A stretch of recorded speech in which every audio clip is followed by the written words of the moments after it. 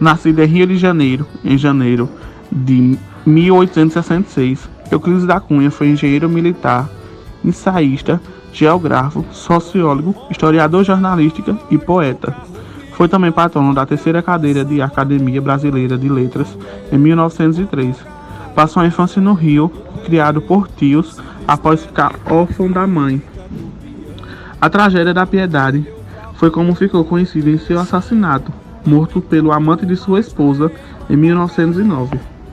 Em 1885, com 19 anos, ingressou na Escola Politécnica. Por falta de recursos, transfere-se para a Escola Militar da Praia Vermelha. Foi expulso da academia após afrontar o ministro da Guerra do Império por suas ideias republicanas. Ao afastar-se do exército, muda-se para São Paulo e passa a colaborar com o Jornal do Estado de São Paulo. Nesse momento, Euclides vai para a Bahia com correspondentes de guerra, testemunhando o conflito que descreveu na sua obra mais importante, Os Sertões, detalhando a Guerra de Canudos, no interior da Bahia, liderada por Antônio Conselheiro, 1830 a 1897.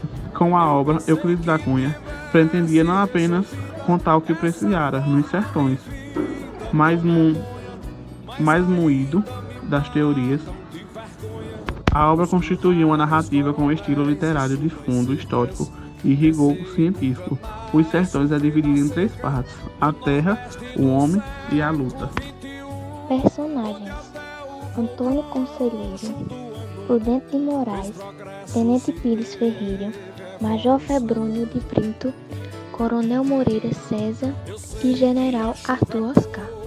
Antônio Conselheiro foi o líder do movimento religioso que reuniu milhares de seguidores no Arraial de Canudos.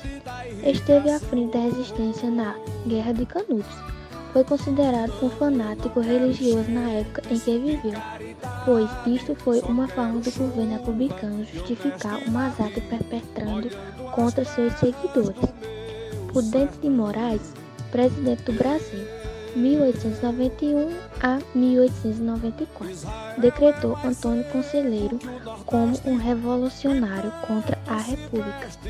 Tenente Pires Ferreira comandou a primeira expedição contra Canudos. Major Febrônio de Brito comandou a segunda expedição contra Canudos.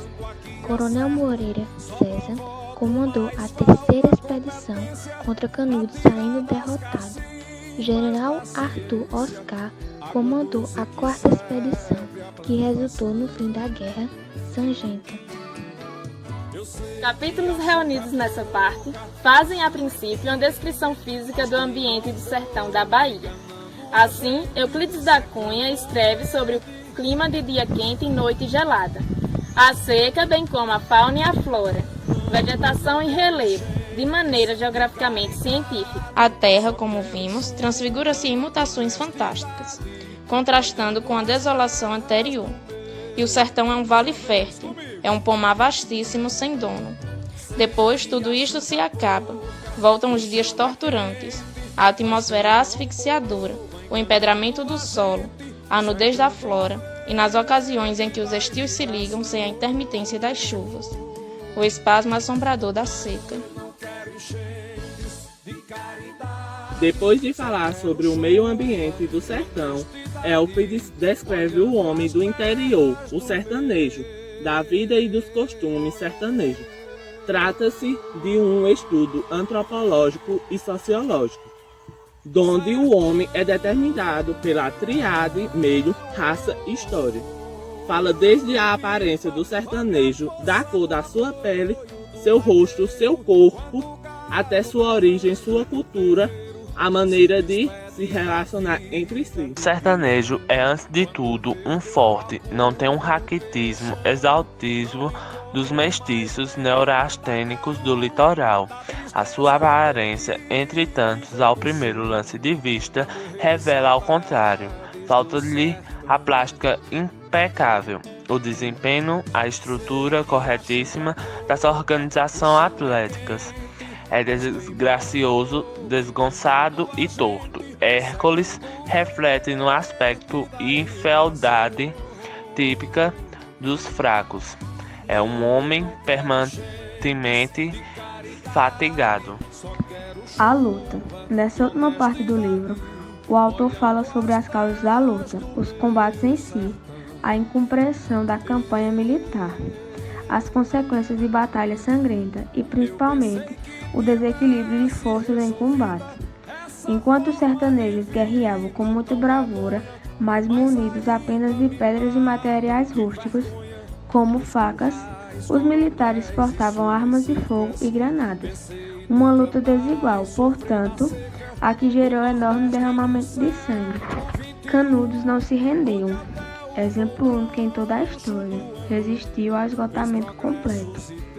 Impugnado palmo a palmo, na precisão integral do termo. Caiu no dia 5, ao entarder, quando caíram seus últimos defensores, que todos morreram.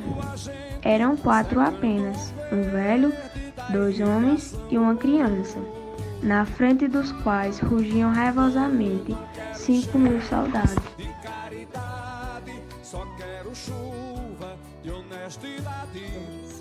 Em 3 partes: a terra, o homem e a luta.